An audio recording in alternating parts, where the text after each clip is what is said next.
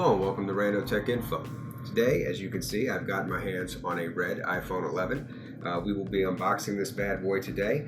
I know a lot of unboxings and reviews have already been done on this phone, but I haven't had a chance to do one yet, so I'm looking forward to it. It's been reviewing very positively, actually, up to this point.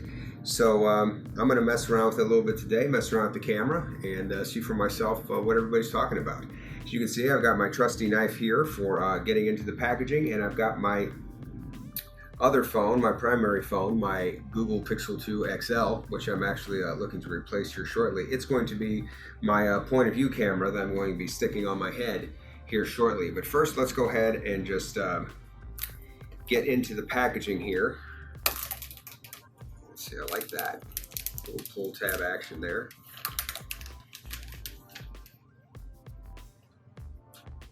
Well, I like that. Okay, that's nice. Apple does do a nice job with their packaging. They make everything feel very premium. Even the box feels premium. I'm gonna go ahead and fire up my secondary camera here. Let's go ahead and pop the top off this bad boy. I'll be honest, I'm a sucker for anything red.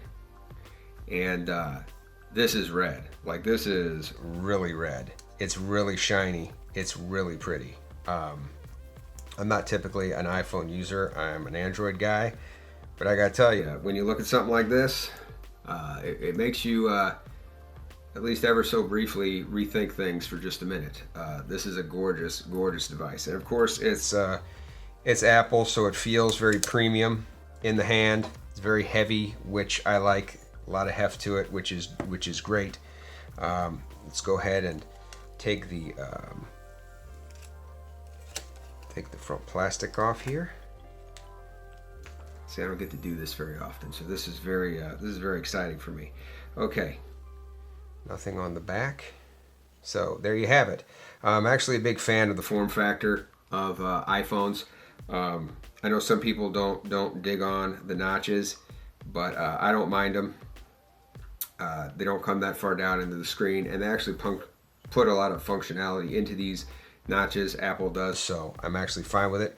While that sucker is booting up, I'm going to go ahead and go through here. So see, we got the packaging here, designed by Apple in California. Here, product red, and then we've got the wired Pixel Buds here, which is very cool. Not the wireless ear pods, of course, or AirPods, I'm sorry. Don't want to mess up Apple's proprietary naming of this stuff. It only comes with the 5-watt charger in the box, which is a little bit upsetting. It is capable of faster charging than that, but alas, that's all you're going to get in the box. If you want to get faster charging, you'll have to get a different brick.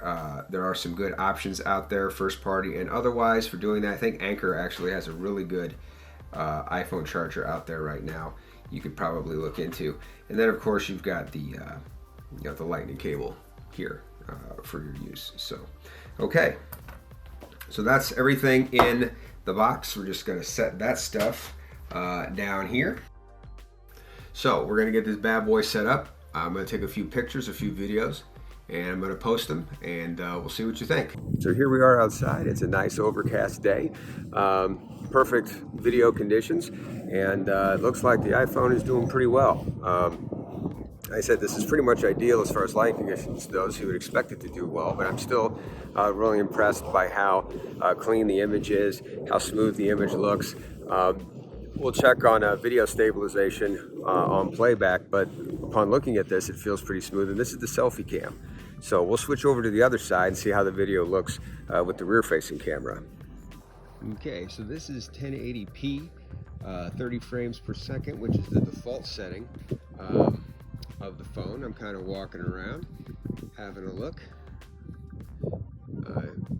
See some nice trees up here, some nice color. This might be a good opportunity to try out the camera. So let's see what it can do. So here you see the primary lens in action on the back of the phone. Here you see the ultra-wide lens on the back of the phone, and then finally you see the zoom, which even though it doesn't have an optical zoom on the back like the Pro, I think the digital zoom does well. So you can also take wide-angle video with this thing, which not all phones can do.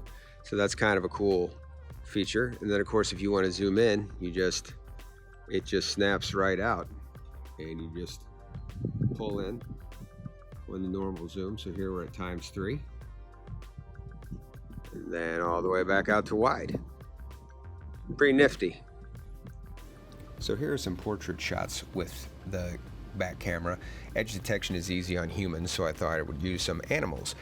You can see it's not quite perfect on some of these, but it's very close. What I'm actually really impressed with is the shutter speed, and how like when they stick their tongues out and stuff, it catches it absolutely perfectly. And as you can see, the edge detection is not bad either.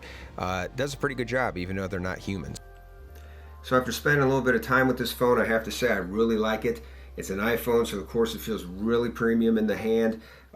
It's very snappy. That 720p screen, which I know some people are critical of, it's not, as high resolution as a lot of other flagship phones. Honestly, I can't really tell the difference. I know some people can, and it bothers them.